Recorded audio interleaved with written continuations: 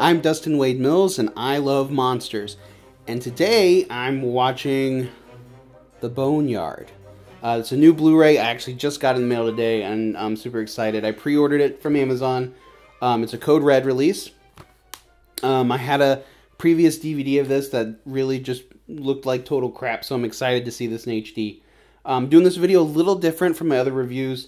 I am planning on doing the full produced reviews eventually, but it's been a while since I had some content on here, so I wanted to get something to you guys, and I thought this would be a cool way to do it. So I'm going to watch this, and then I'm going to talk to you guys about it. I want to go ahead and read you the description from the back of the case here. A policeman, Ed Nelson, and a psychic, Deborah Rose, link cult mayhem to a morgue run by Norman Fell, where ancient ghouls are on the loose. Yes. The film plunges into the nightmarish experiences of a portly, depressed psychic. I don't know if portly was necessary. Deborah Rose, whose involvement in a grisly child murder case leads her and her detective partner Ed Nelson to an imposing fortress-like mortuary. Chen, the owner of the funeral home and prime suspect in the case, claims the 3 mummified corpses in question are not children, but ancient demons known as Kyoshi. It seems the little monsters have been around for centuries as a result of an age-old curse and can only be placated with offerings of human flesh, with which the mortician has been supplying them his entire life. I love stories like that, where a normal person is forced to take care of a monster, the Little Shop of Horrors type thing.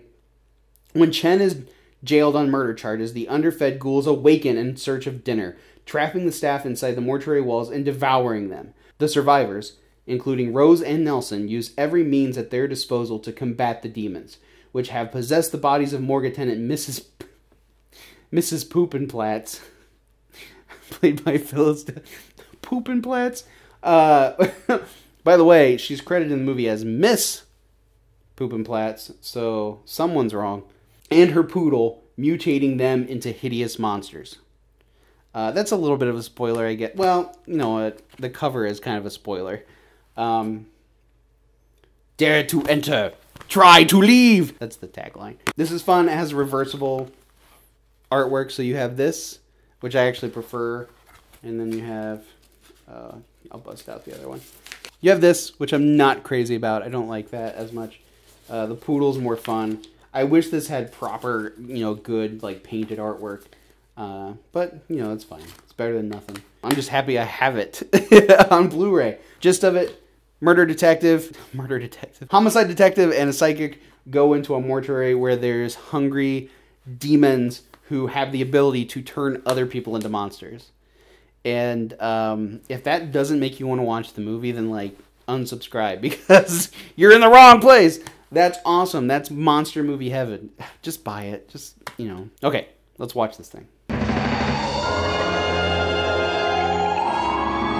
So I just want to mention real quick, this movie has one of those title sequences where it's just the text, on black with music playing, which is fine. A lot of movies used to do that. Full moon movies do that all the time. But what I really like about this is that the opening score has whip cracks in it, like a Western, which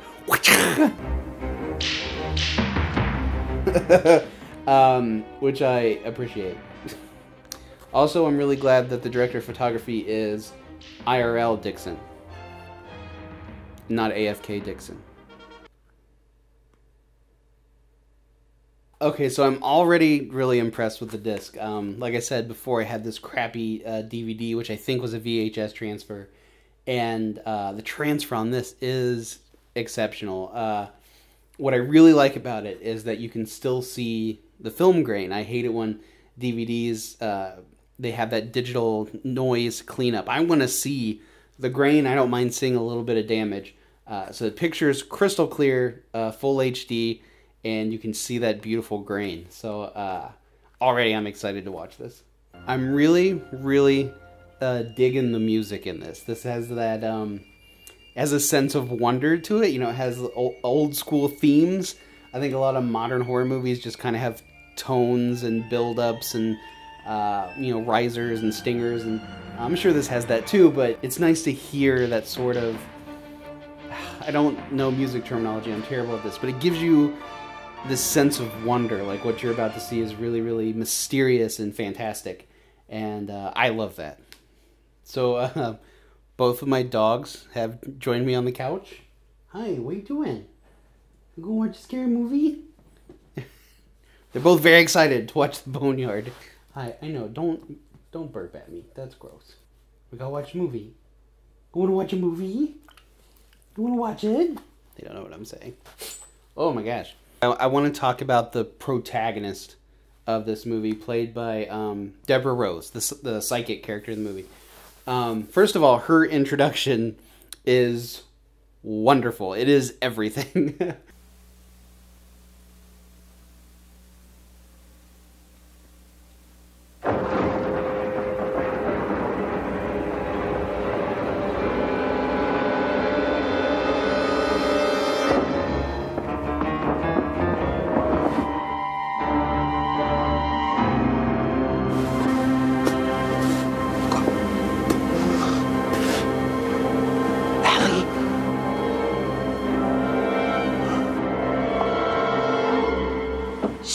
Jersey, don't you cops ever knock?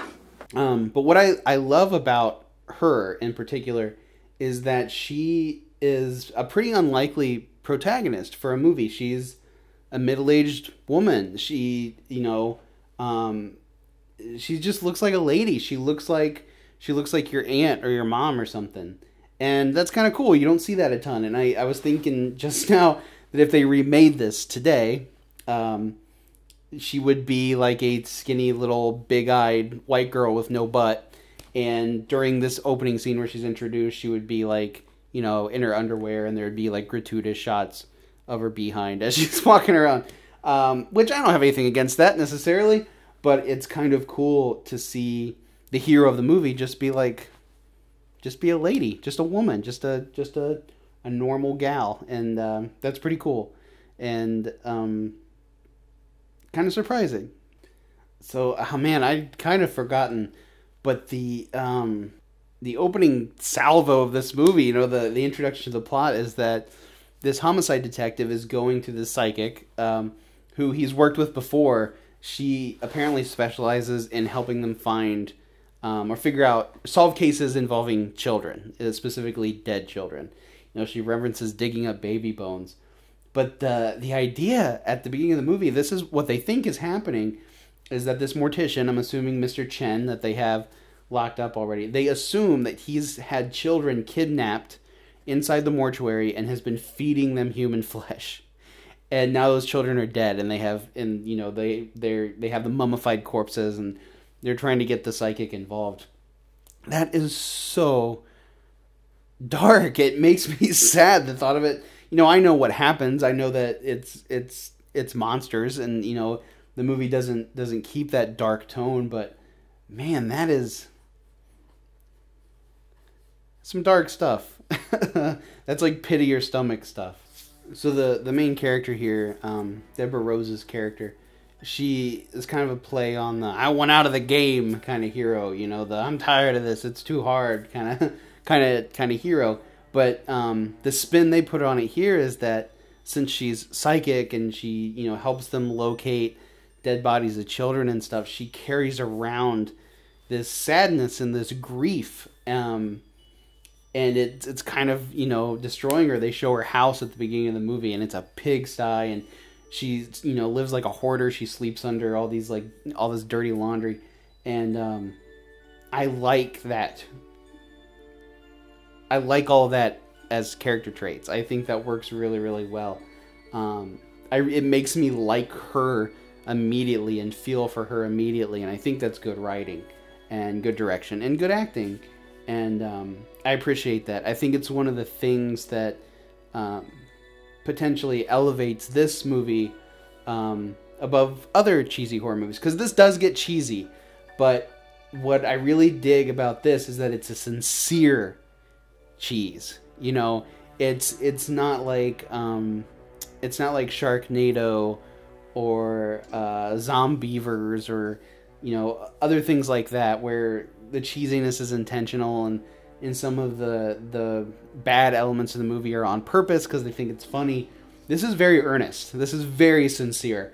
And I appreciate that because it's become kind of rare. And I dig it when I see it. I was just thinking about this. I have to comment on this again. You know, in the character description on the back of the Blu-ray case, it refers to Deborah Rose's character as the portly psychic. And I have a real problem with that. For one thing, it doesn't physically describe any of the other characters that it lists. So there's that. But also, that's not the word to describe her. Like, there's so many better ways. I would have said tortured. The tortured psychic, because that's who she is. So I don't know who did that. I don't know if that was Code Red.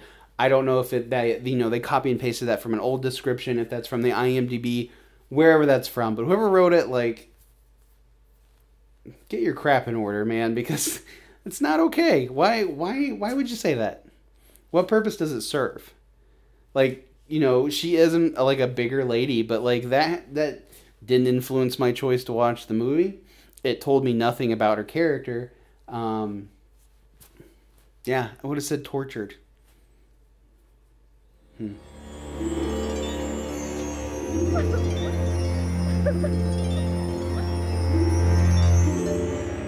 So the introduction to the horror elements of this movie comes in the form of a dream sequence here pretty early on.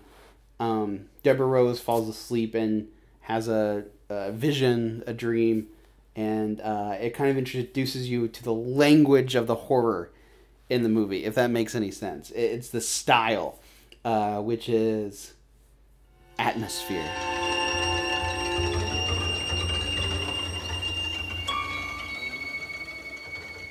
Fog and slow calculating camera movements, and then you finally see a ghost.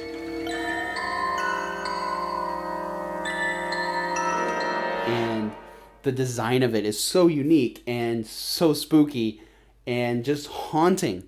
The best word I can come up with to describe it is haunting. And I have to wonder if Guillermo del Toro has seen this movie. I hope he has. And if he doesn't love the whole movie, which he might, I bet he loves that scene. Because it reminds me of him in the best possible way.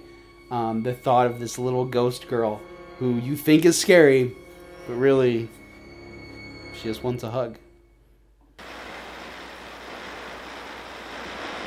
And you believe this to be true, this curse? Mr. Chen? You're not helping us here, Mr. Chen. I have told you what is true.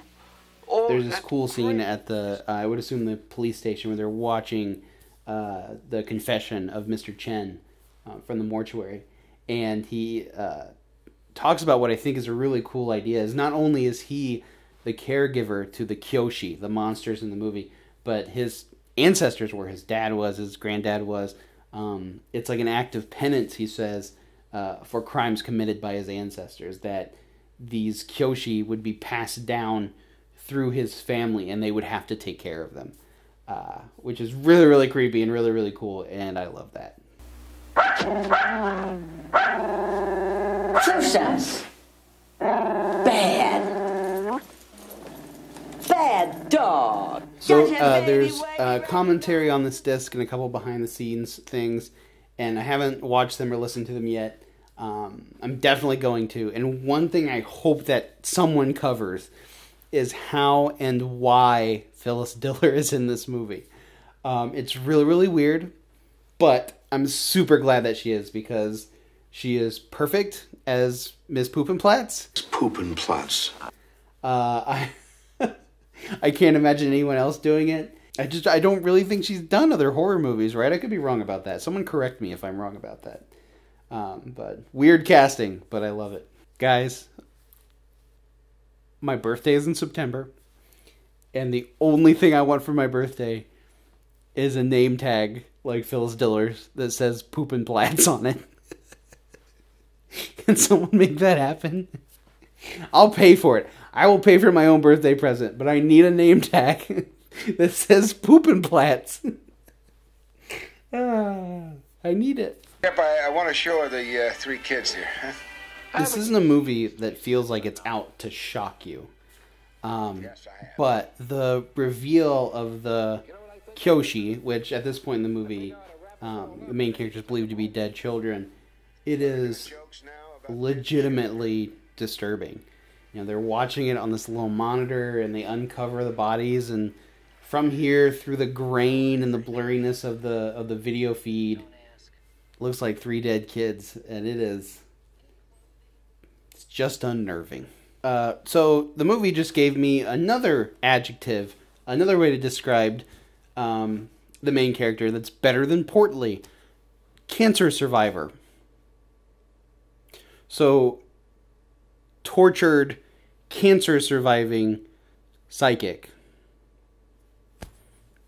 Or portly, whichever. When you finally see the Kyoshi for what they really are, which is done via a really cool transition, by the way.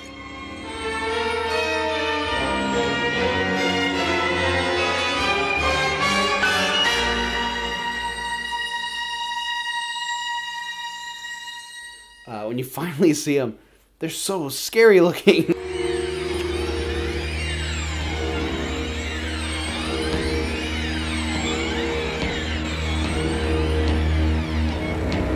They're really, really creepy, but they also have this vibe, this like sort of EC Comics vibe that you would get from Tales from the Crypt or Return of the Living Dead. This movie has that kind of design style with all the creatures, and I really, really dig it. I like the oversized head and the emphasis on the facial features. There's something really special about that. It's not realistic. It's more fantastical than that. It's more designed than that. And I appreciate that, because I'll take something that looks awesome over something that looks real any day. Harry, this one's a wrap.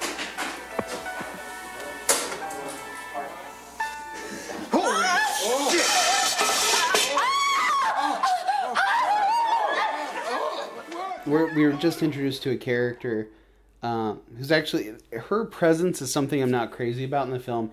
It's this girl that they bring into the mortuary thinking she's dead, and then when they go to cut into her, she wakes up and scares everybody and sprays blood on the younger cop and freaks him out and stuff, and that's fine. And her presence doesn't really hurt the movie, but she comes into the movie really late. We're about 40 minutes in, I think, which is, you know, close to the halfway mark. And she becomes one of the main characters in the group, and it's really weird. I mean, her story doesn't really go anywhere. Her seeming dead and then being alive doesn't really link up to anything else in the movie. What it almost feels like to me is, well, 2 things. One, it felt like when the person was writing the script, it was a way to get nudity into the movie by having a pretty girl who's dead come in, she wakes up, the sheet comes off. There isn't nudity. You don't see anything. But it feels like maybe that was the original intent, and then maybe the actress didn't want to do it, or the director decided he didn't want to have nudity in the film, something like that. So that's one of my guesses. The other thing is it's maybe a story that the screenwriter or director or somebody had heard of, oh, this happened in a mortuary one time, and they were, since they were making a movie about a mortuary, they decided to work it in. Either way, it's kind of half-baked. I don't think she's a necessary character. We'll see what happens here. I don't remember her amounting to anything as the story goes on. So, not exactly a mark against the movie, just something I'm not crazy about. Seems unnecessary.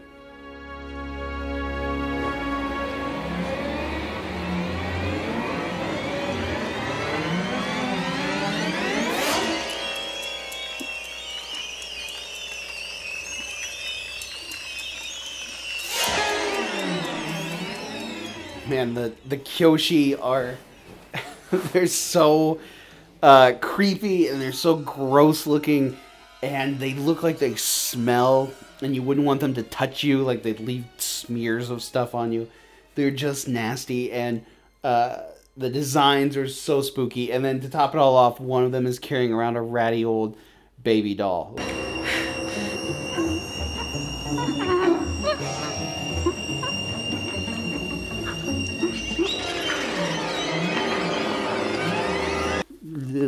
It's just gross and weird and spooky, in the best possible way. So there's a little bit in here that I really like where one of the Kyoshi monsters is attacking the psychic, and the homicide detective comes around the corner with his gun drawn, and he fires at it, and he hits it in the gut first, and you know, it's a monster, it doesn't care. And then the next shot goes bing, right in the head, right through the brain, and it does not affect it. And he gets this, like, he has this great reaction shot.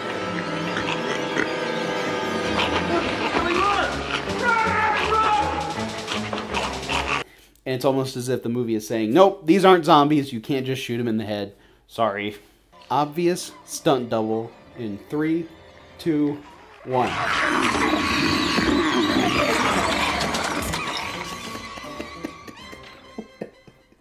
I love the wig. I'd really like to know what the hell kind of gun that is that they pull out of the evidence locker. Like, what is that? What's going on with the barrel? I'm not a gun guy. Does anybody know? Tell me. What's going on with that? So there's some really great monster gore in this, like green, gloppy, slimy monster gore. And the monsters have the ability to turn other people into monsters, which I really love. And the way they do it, apparently, is, well, the way we see it in the movie is one scoops a big glob of crap out of its head, out of a head wound, and rubs it in Phyllis Diller's face. It's like the grossest, like, delivery system of mutagen or whatever the hell it is ever, and I love it. That's so good. They try to do this romance thing between young cop and dead girl, and man, I just don't like it. I'm not crazy about it at all. And they try to do this thing where, you know, she's in the mortuary because she tried to commit suicide, and they thought she was dead, and she wasn't. Yada yada yada. And they try to do this whole thing where they talk about suicide. Oh, my life was falling apart, and I just feel like she's an unnecessary character. I don't think she has any reason to be there. And again, it's not like a huge black mark against the movie or anything. Hi. I just think it's unnecessary. Movie didn't need it. In fact, this, you know, the moment they have in the elevator shaft where she's talking about her suicide and he tells her she's pretty. You're pretty? And all this stuff just kind of stops the movie dead. And at this point in the film, it really should be booking it to the end. You know, lots of monster action, lots of horror. But again, it's fine. It's not that big of a deal. Maybe this is a nitpick, but just not crazy about that. What do you think? What do you think?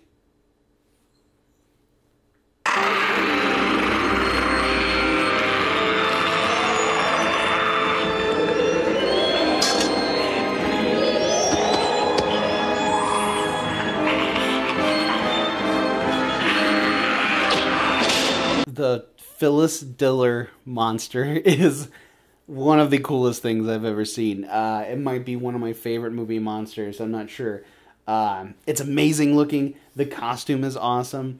It's got this crazy animatronic articulated face. You know, the eyes move, the brow moves, the mouth opens and closes. They make it laugh like Phyllis Diller, which is terrifying.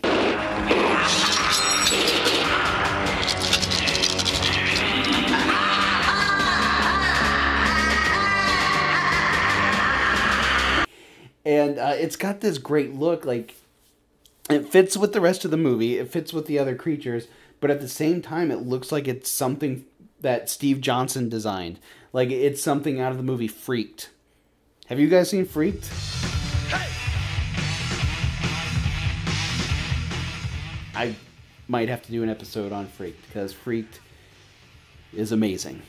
But yeah, I love this thing. I think a lot of people, after they watch this movie, the thing they take away from it is the poodle monster. This guy here on the cover.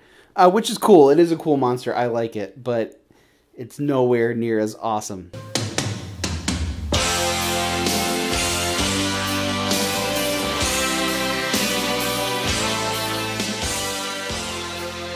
So I just finished the movie.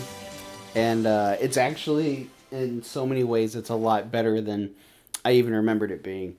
You know, it doesn't have a high body count.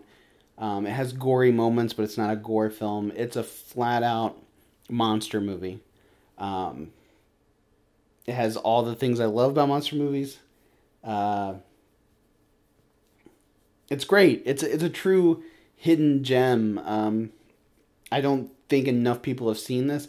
I'm hoping that the Code Red Blu-ray being out and people talking about it will attract some more attention to it. Because there are so many worse movies that are so much more famous than this movie, and that just seems criminal to me in a world where, you know, people are watching Sharknado. Well, we have like 5 or 6 Sharknado movies now, and people are making movies like Birdemic famous, and then you have something great like The Boneyard and it goes completely unnoticed. It's just, that's really frustrating to me as a monster movie fan. So things I love about the movie. I love that it is for the most part, a single location, single night horror movie. You know, that's kind of a trope, I guess. Night of the Living Dead, Dog Soldiers, Chopping Mall. There's a ton of them, you know, and I really, really like that. I've always liked that in horror movies, where the environment is almost another character. And having everything kind of happen in one night has this sense of immediacy, and you almost feel like as you're watching, you're seeing things unfold in real time. And I really dig that. And The Boneyard has that going on for it. I love the protagonist. I actually like all the characters except for Dead Girl. Dead Girl she just doesn't need to be there. She's fine. It's whatever. She's even a decent actress and everything. But she just doesn't need to be in the movie. She doesn't really serve any purpose. She just kind of runs around and doesn't do much. But I love the protagonist. The character's name is Allie Oates, played by Deborah Rose. She's total solid actress in that. She's not like she's never gonna win an Oscar or anything like that, but she's really good in this. She plays her character really well, and she's just an unlikely hero. You don't see just like regular middle-aged women, you know, being the hero of a movie, and she's truly the hero of the movie. She does heroic things. She figures things out. And another thing I really dig is that all the characters, the main characters seem to respect each other, especially Jersey, the homicide detective, played by Ed Nelson. He and Deborah Rose's character, Allie, really have a mutual respect. And the history that they have working together feels real when they reference it. And I appreciate that. The characters are well-rounded. They're well-written. And they kept me engaged. I cared about them. I didn't want bad things to happen to them, which is an accomplishment in a horror movie. I love all the monsters. The 3 Kyoshi children things. I guess only one is Kyoshi and the other 2 were created by him. But I love the children. They're really, really scary. They're really, really gross. I love the Phyllis Diller monster. I know I already talked about this. And I love the poodle monster, but I do think the poodle monster and Phyllis Diller should have been switched. And what I mean by that is that the poodle monster kind of becomes the boss monster of the movie, and I think that should have been the Phyllis Diller monster. For a couple reasons. One, Phyllis Diller was a character. So is the poodle, but Phyllis Diller was more of a character. Miss Poopenplatz. Poopenplatz. Is more of a character in the movie, and it was kind of cool to see her become a monster and become a villain. As cool as she is, she's not in the movie very much. And the costume and animatronics and design and everything of her monster is better than the poodle monster. The poodle monster is cool. It's got a moving mouth and moving eyes, and it's got some personality, and I do like it. But the Poopenplatz monster is so much cooler. Some things that I wasn't crazy about in the movie. I already mentioned Dead Girl. I don't like Dead Girl. I think that I think the sound is kind of bad in places. Lots of background noise, lots of hard cuts between different audio sources. Usually I don't notice that in movies, but I noticed in this one. The cinematography is totally fine and just totally fine. I'm a little disappointed that the mortuary didn't become a spookier place. It didn't, it didn't gain any atmosphere. I think it would have been good to have the monsters take the power out, and then all of a sudden the whole place is like, cast in security lighting, and there's, some subtle fog. The cinematography in the movie, for the most part, looks like television, where, things are just kind of evenly lit. There's a lot of wide shots. I know it's hard to shoot ensemble pieces, and a lot of times you had 5 or 6 characters in a scene at a time, and they all have lines, and they all have blocking, and that can be hard to shoot. That's a lot of coverage when you're filming that. But I just wish that the cinematography had a little more style and identity, and I wish the lighting was a little moodier. If the rest of the movie had looked like the dream sequence in the beginning, I think it would have really helped the horror atmosphere. This, in a weird way, the mortuary kind of reminded me of Shakma. If you guys have ever seen Shakma, it's a movie about a killer baboon chasing people who are kind of like live-action role-playing. And they're being chased through this building, and it's just a lot of hallways, and it looks like a television set, and it's lit like television and shot like television. And I'm talking like old television. New television looks like movies. Old television was like even lighting. Everything was lit from above, so they didn't have to worry about shadows. And the camera didn't do much. It was like wide, mid, close-up, close-up. There wasn't a lot of variety. And I think this really would have been well served by some more style in that department. So I want to introduce my buddy Mr. Parka. Already knows about this, and he and I have argued about it a lot. I've never been a fan of rating things out of 10. And so I have the Mills scale, and it's 1, 2, or 3 stars. Okay, let me explain. This is not about the quality of the movie. This rating is only about how much I like the movie, okay? And there's 3 settings. 1 star, I didn't like it. 2 stars, pretty good. And 3, this is great, I'm going to watch it again. That's all I got. That's my scale, okay? So now that I've got that out of the way, I've kind of explained it. I hope that's not controversial. The Boneyard gets a 3 on the Mills scale. I love this movie. I can't wait to dive into the special features. I'm definitely going to watch it again. I'm really glad I bought the Blu-ray. And you should buy the Blu-ray. It's I'm sure you can get it from Code Red's website, but it's also up on Amazon. When I bought it, it was $16, and that's a bargain. Okay, that's a big-time bargain. For a new Blu-ray of a movie that's kind of obscure, like, that's a deal, man. And it looks great. The transfer is awesome. It could probably be better, but, when I'm comparing it to my old DVD, which, like I said, was, I think, a VHS recorded to DVD, it looks amazing. And highly recommended, guys. If you love monsters, if you love special effects, you should check it out. The director, James Cummins, he directed only 2 other movies.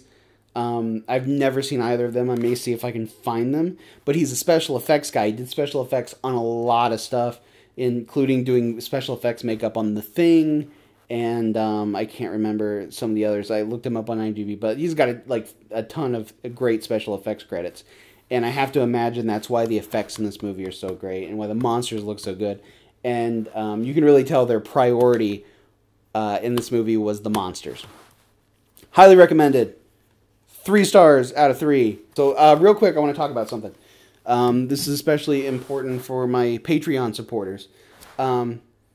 This is probably how my videos are going to be for a while. I've become really, really busy. I'm trying to get some stuff out of the way. I have movies to release. I have movies to edit. I just shot, Don't Answer the Door, the movie, which is where I've been for all this time. This Saturday, I'm shooting a fake trailer for a movie called Slaughterhouse Slumber Party that I'm going to try to get funding for with the fake trailer. Pretty soon I'll be working on the Puppet Monster Massacre remake, which I'm really, really excited about. It's something really, really close to my heart that I feel like I have to do. So that's gonna begin.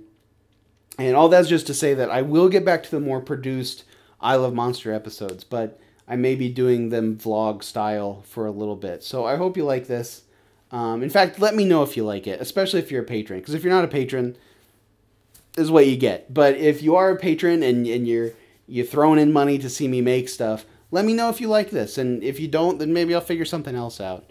So reach out or put a comment. If you can think of a movie you'd like for me to watch and review this way, put that in a comment. I would love to hear that. I'm always open to suggestions, especially if it's stuff I've never seen. And until next time, I'm Dustin Wade Mills, and I love monsters.